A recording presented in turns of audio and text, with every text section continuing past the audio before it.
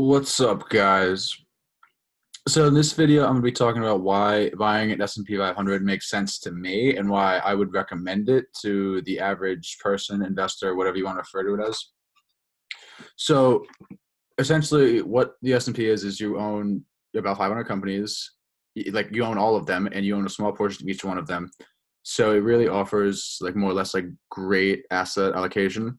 And if one of them tanks, like one of them goes out of business, like for whatever reason, something bad happens, you still have like enough of you own, you know, 500 other companies. So it evens out more or less. If just one goes belly up, the return on this, it's between 7 and 8%. I believe it's close to 8%. And this includes times like 2008, like when recessions hit, like that type of thing. And you don't make money every year. So you have to understand there's still volatility with this. Some years you may lose 10%, you may lose 15%. Some years you might gain 20% or 30%. You might not make money every day, every week, every month, or like I said, every year. But you just got to stay in the pocket and ride it. Just let it ride.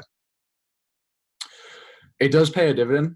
If you would reinvest those dividends, that's fantastic. You're going to make a lot more in returns. And basically picking individual stocks is essentially, like, in my opinion, a needle in a haystack. So that's what this post says right here. That's what Jack Bogle says right here. And I think for those of you who don't know who Jack Bogle is, he was the founder of Vanguard, who's a genius. But I think that he's right, because why look for a needle in the haystack when you can just buy the haystack? Even Warren Buffett right here, he says in this letter, which I believe was 2013, 2014, his annual letter, that, well, he also says he struggles to beat the S&P 500, so someone of that nature. But he also basically says here that when he passes away, which he's, in his 80s, so it's going to happen one day, like, I don't know how soon, but soon-ish, the next couple decades, he wants the money left for everyone, like, that will be here, like his heirs, I guess you could say. He wants that put in S&P 500. He is, and 90% in S&P 500, and then 10% in short-term government bonds. He doesn't even want to put it in, like, I can't even talk. Berkshire Hathaway, like, he wants it in S&P.